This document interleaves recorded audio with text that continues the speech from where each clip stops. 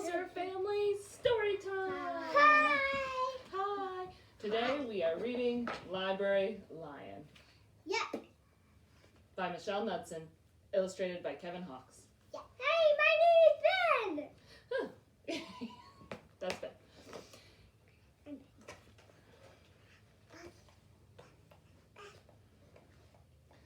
What's this called again, Ben? Library Lion. Library Lion. One day, a lion came to the library. He walked right past the circulation desk and up into the stacks. Why are you showing picture? So I can see too. Mr. McBee ran down the hall to the head librarian's office. Miss Merriweather, he called. No running, said Miss Merriweather without looking up. But there's a lion, said Mr. McBee, in the library. Is he breaking any rules? Asked Miss Merriweather. She was very particular about rule breaking. Well, no, said Mr. McBee. Not really. Then leave him be, said Miss Merriweather. The lion wandered all around the library. He sniffed the card catalog. He rubbed his head against the new book collection. Then he padded over to the story corner and went to sleep. No one was sure what to do. There weren't any rules about lions in the library. Why are you showing picture? So they can see. Why? Soon it was time for story hour. There weren't any rules about lions at story hour either. The story lady seemed a little nervous, but she read out the first book's title in a good, clear voice. The lion looked up. The story lady kept reading. The lion stayed for the next story, and the story after that. He waited for another story, but the children began to walk away. Story hour is over, a little girl told them. It's time to go. The lion looked at the children. He looked at the story lady. He looked at the closed books. Then he roared very loud. Roar!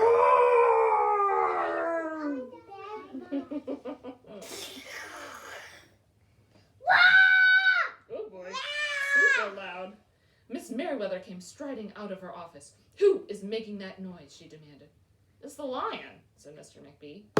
Miss Merriweather marched over to the lion. If you cannot be quiet. Oh no, Sam. No, Sam. No. There we go. Yes, just an interruption. Come here, Sammy, man. Interception. Oh, interception. Oh, that's neat. Okay. Who is making that noise? She demanded. It's the lion, said Mr. McBee. Miss Merriweather marched over to the lion. If you cannot be quiet, you will have to leave, she said in a stern voice. Those are the rules. The lion kept roaring. He sounded sad. The little girl tugged on Miss Merriweather's dress. If he promises to be quiet, can he come back for story hour tomorrow? She asked. The lion stopped roaring. He looked at Miss Merriweather. Miss Merriweather looked back. Then she said, yes, a nice, quiet lion will certainly be allowed to come back for story hour tomorrow. Hooray, said the children. Hey, Sam. The next day, the lion came back. You are early, said Miss Merriweather. Story hour is not until 3 o'clock. The lion did not budge. Very well, said Miss Merriweather. You might as well make yourself useful. She sent him off to dust the encyclopedias until it was time for story hour. Why is he looking at? Oh, he's looking the envelopes. See, let me read. The next day, the lion came early again. This time, Miss Merriweather asked him to lick all the envelopes for the overdue notices. What's the overdue notices?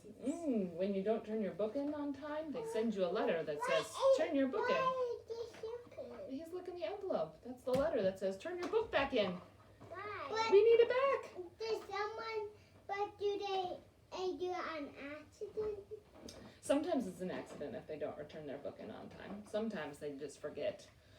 Sometimes they just need a reminder. Soon the lion began doing things without being asked. He dusted the encyclopedias. He licked the envelopes.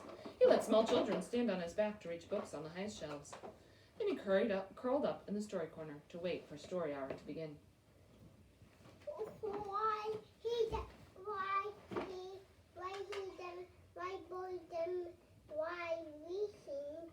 Why is he reaching for the books? Because the lion is a good ladder.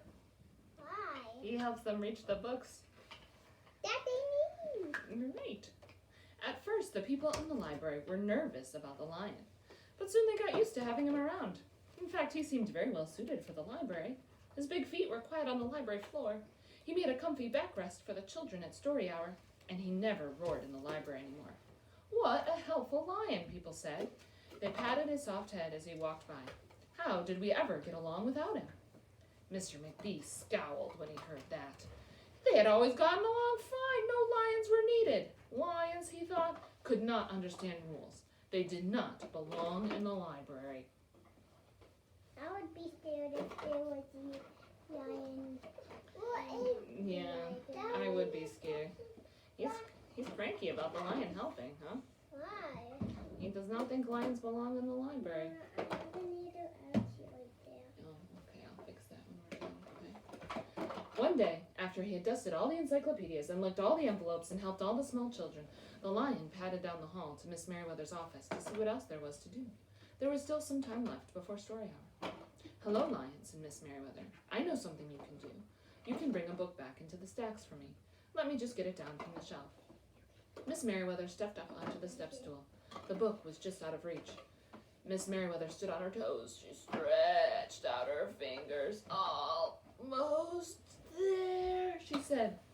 Then Miss Merriweather stretched a little too far. Like this. Stretch. Oh, exactly like that. Good stretching. Oh no, everybody's fallen in here. Ouch, said Miss Merriweather softly. She did not get up. Mr. McBee, she called after a minute. Mr. McBee! But Mr. McBee was at the circulation desk. He could not hear her calling. Lion, said Miss Merriweather, please go and get Mr. McBee. The lion ran down the hall. No running, Miss Merriweather called after him. He can understand though. I think he might be able to. He's going to get Mr. McBee, isn't he? The lion put his big front paws up on the circulation desk and looked at Mr. McBee. Go away, lion, said Mr. McBee. I'm busy. The lion whined. He pointed his nose down the hall toward Miss Merriweather's office. Mr. McBee ignored him. Finally, the lion did the only thing he could think of to do. He looked Mr. McBee right in the eye.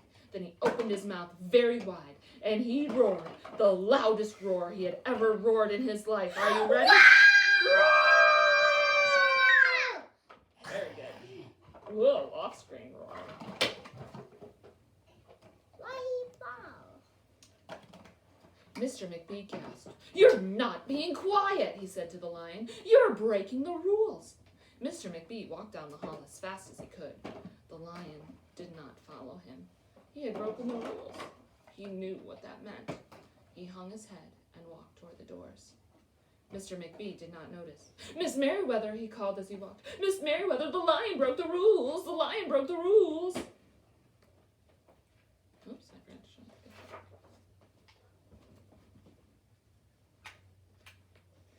that. He burst into Miss Merriweather's office. She was not in her chair. Miss Merriweather, he asked. Sometimes, said Miss Merriweather from the floor behind her desk.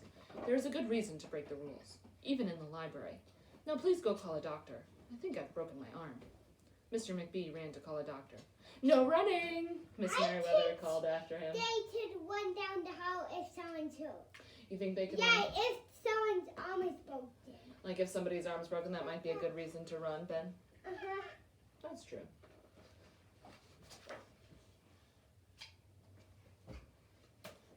The next day, things were back to normal. Almost.